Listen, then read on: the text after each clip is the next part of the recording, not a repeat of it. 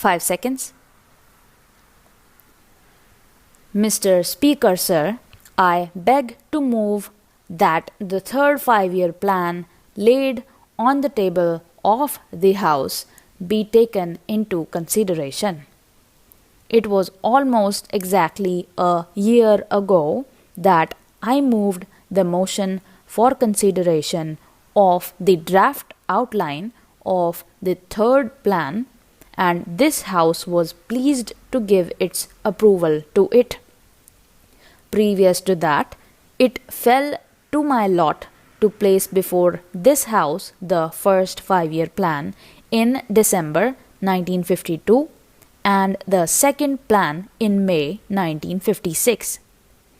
I am moving this motion for consideration not on behalf of the Planning Commission, of which I have the honor to be chairman, but as a matter of fact, this is not the work of the Planning Commission only.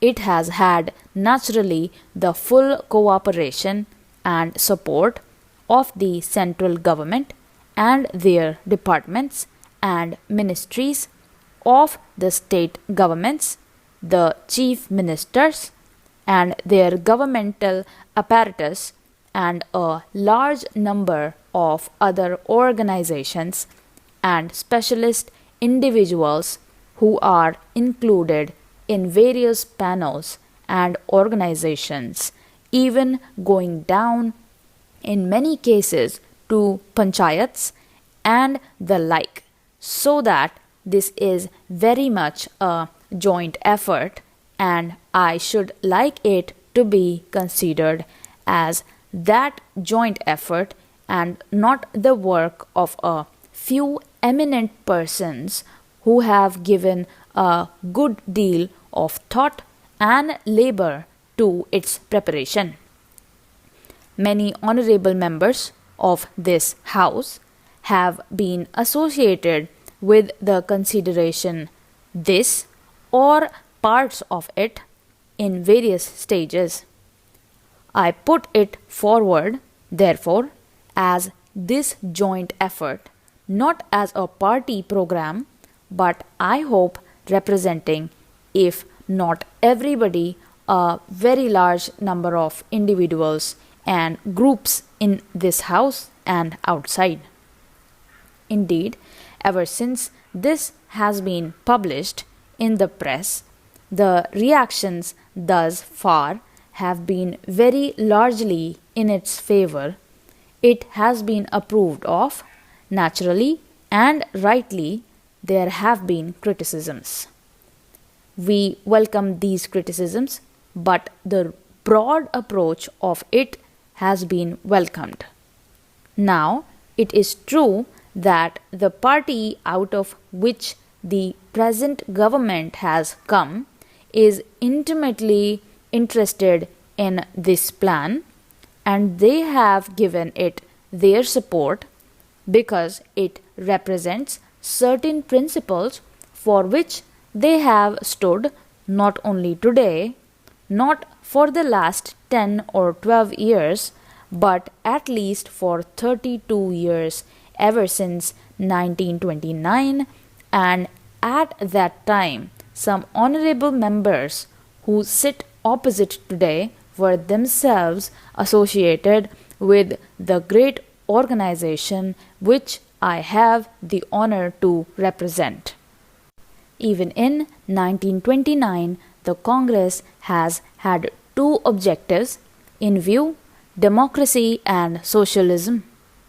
Socialism was not put in its objective and creed and all that, but in its resolutions it appeared. Gradually, the idea has developed, but the basic concept has been there in the Congress since 1929. I say this because some people seem to imagine that these concepts are of recent growth.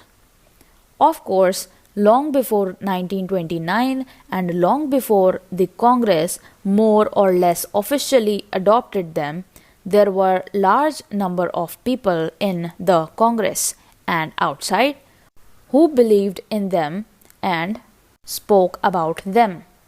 Therefore, let us, I respectfully submit, treat this plan not in a party sense but as a national plan in which the broad approaches have been agreed to by all, but which is always susceptible to criticism and improvement in many of its detailed applications.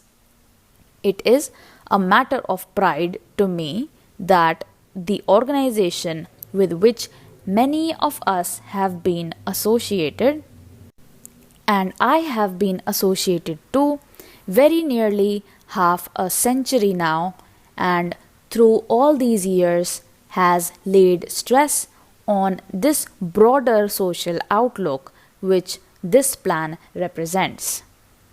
Ever since independence, we have come to greater grips with this subject and freedom.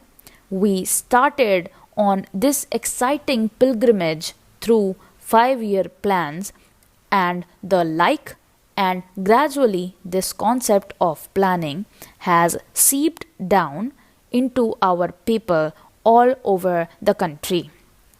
There is no doubt about it. And the broad aspects of this planning have also gradually and progressively be understood by them and approved by them. Indeed, it is astonishing that during these last few years, 10 years or so, that we have been planning, the amount of attention that our plans have drawn from the rest of the world has been surprising and gratifying. They have drawn attention even from countries which in their own domestic spheres have different types of economy, whether it is the economy of the capitalist variety or the economy of the communist or social varieties. Their attention has been drawn.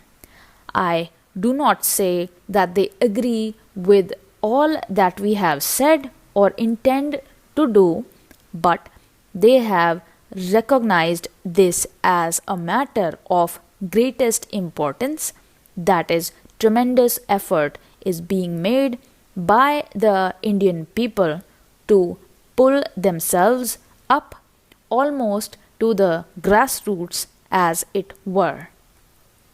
And they have recognized the people, the basic principle of planning. They have recognized the basic principle and the general structure of the plan also.